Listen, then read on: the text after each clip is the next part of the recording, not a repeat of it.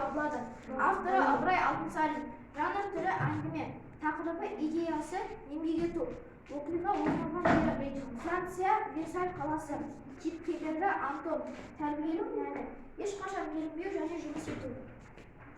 Жақсы, отыра қойыңдар. Әңгіме. Қайтсем табылады. Автор Ыбырай Алтынсарин.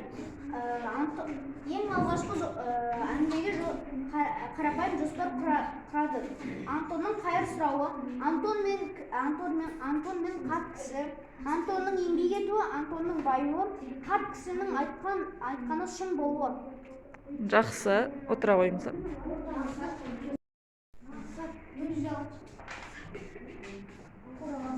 Оқиғаның басталуы, Антонның қайыр тілеуі, оқиғаның дамуы, Антонның артынан қарт шығуы, оқиғаның шиеленісуі, қарттың ақыл айтуы, оқиғаның шарықта шегі, қарттың Антонды кезіктіруі, оқиғаның шешімі, Антонның еңбек етіп айуы.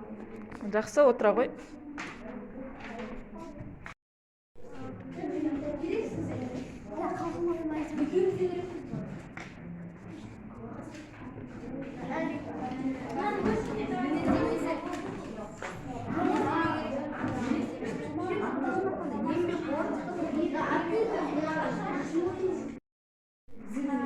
Қасында бір қарт болады.